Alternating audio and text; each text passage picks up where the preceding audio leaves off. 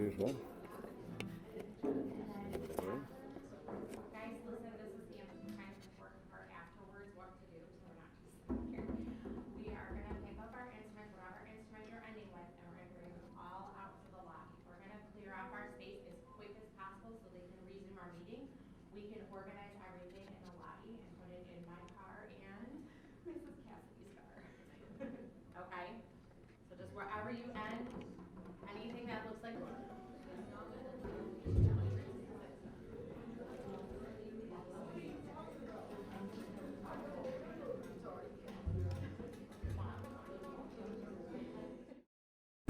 I'm Roger Romanelli of Hillside, and together with my neighbors, we have created www.district87taxpayers.com, and we ask everyone to visit our website. Our families in District 87, our children deserve the best schools, but sadly, the school board is trying to force our families to pay $105 million in higher property taxes over the next 22 years. Our homes are the foundations of our families, and raising the property tax is the wrong way to go. Raising the property tax hurts our families. The average family in our district, as many of you may know, makes about $53,000. We are working families. Our families cannot afford such higher property taxes. Our property taxes are through the roof already. If our schools need money, we should all get on a bus and go to Springfield, or we should lobby our officials in Washington, D.C., because there's millions and millions and millions of dollars that we've already paid in taxes to help our schools. Now let's look at other Illinois schools. They're getting millions of dollars from the state of Illinois. Last year, Governor Pritzker gave one school $31 million. District 87 has 6 schools. We should get almost $200 million from the state. The record is clear. The school board has not asked the governor for funds. You're not going to Springfield and asking for these funds. You haven't asked Congressman Davis or Congressman Garcia for these funds. You're asking our families to pay higher property taxes. You're potentially hurting our families. Every dollar counts for our families. And we are going to vote no on this proposal that is unacceptable.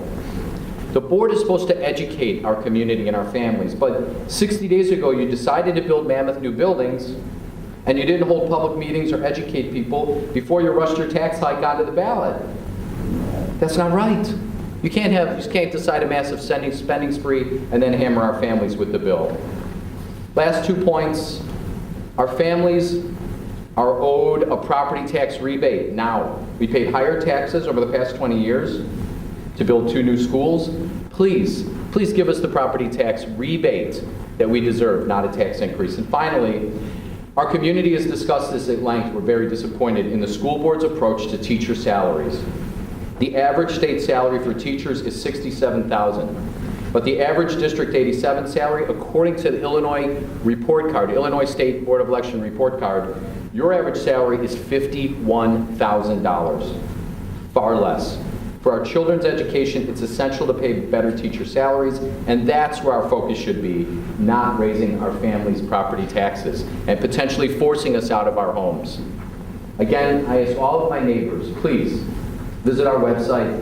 That's www.district87taxpayers.com, and together, let's vote no on this property tax hike that we cannot afford.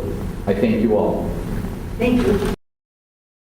What we voted on was to place that referendum on the ballot to be decided by voters.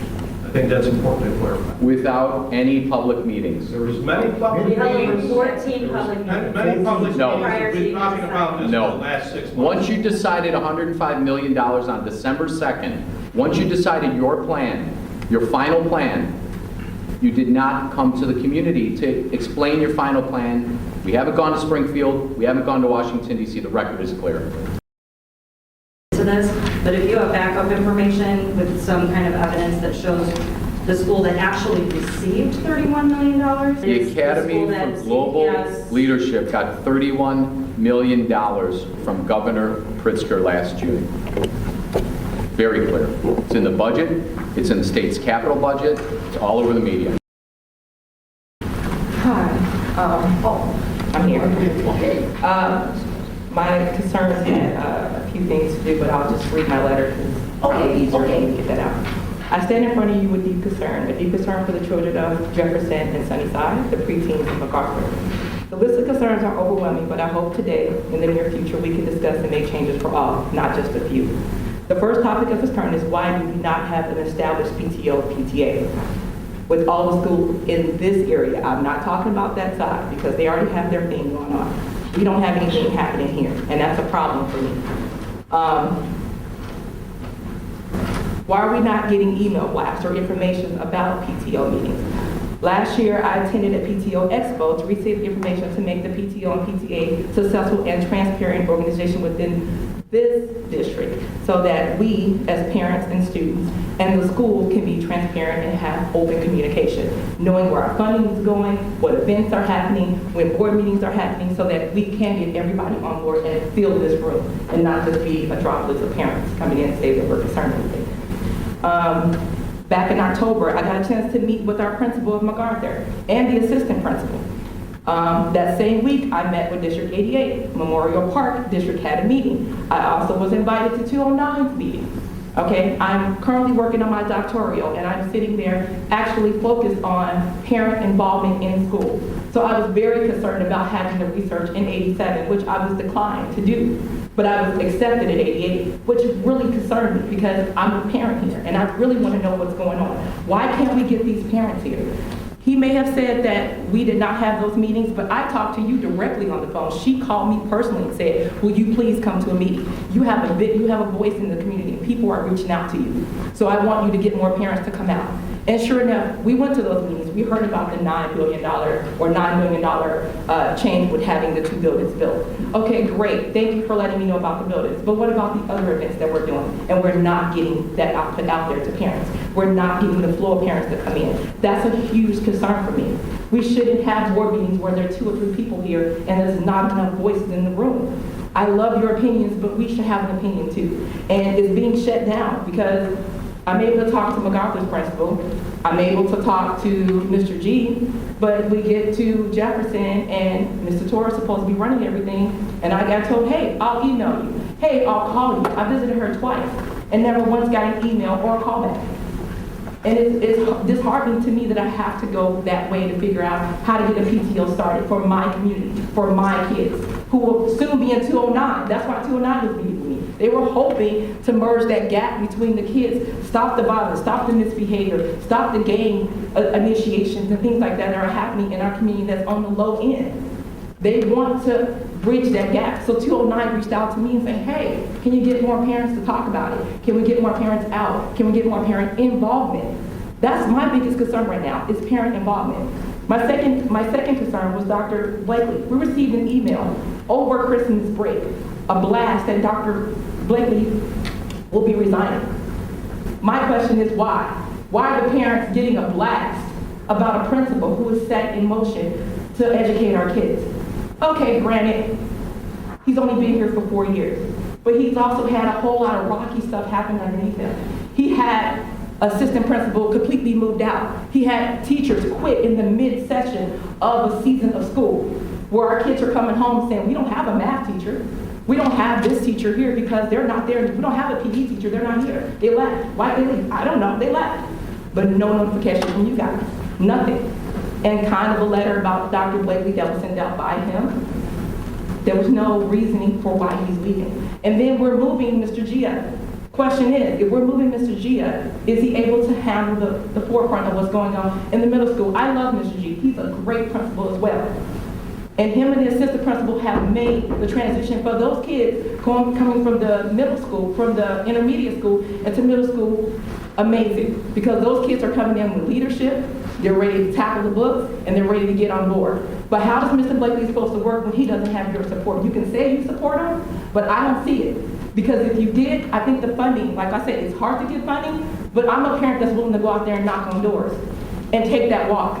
And don't mind talking to those homeowners and those businesses and say, hey, can you donate? Can you buy a candy bar? Can you help support 87? Because our kids need it. And it's not about a basketball team, and it's not about a volleyball team who we have no one attending. We didn't even know there was a volleyball team happening. And if it was happening, guess what? We didn't know what time it happened. We would get a blast about it, but there was no time behind it. So how are we supposed to go if we don't know what time it is? Right. So our blasts are not giving clear communication, and that's a problem. That's a problem. These blasts can't just come from a principal. It gotta come from you. Just like you picked up the phone and called me and tell me there's a meeting tonight. I would appreciate that. Thank you for calling me. I love to know who you are. Great. And when I see you pass by McDonald's and hey, we're both getting a coffee, how was your morning? Great. I wanna know that you're my superintendent. I don't wanna just know or see you only now. We can't be sitting here judging us from that window when you don't sit in my window and see what I see. The other problem that I had was the fact that our block sits behind Jefferson. We are on the 200 block of Geneva. On February 13th, 6 cars of the 6 homeowners were towed. 6 cars were towed, 218 apiece. What? Those cars were towed. They were towed, and then the next day, signs were posted by your maintenance department saying that it was snowing. Dishonesty. The address was a lie. The car was parked on Geneva, but they told me 46. That's not fair. We had a letter drawn up, and all the homeowners on that block agreed with Mr. Tora. We will move our cars out of your way. Those cars were towed, guess what time it was? 4 a.m. What? Not acceptable, not clear, not fair. I have done my due diligence. I've knocked on doors. I got signatures. You can have it. These homeowners were agreeing to move their cars, and they were told. They were told. 218, you took out of homeowners' pockets, but you want us to sign a bill and say, build new schools. It's okay. Build new schools. It's good. But you don't accept our voices. We want to be heard. That's right. We want to be heard in a way that you don't understand. We want to be heard.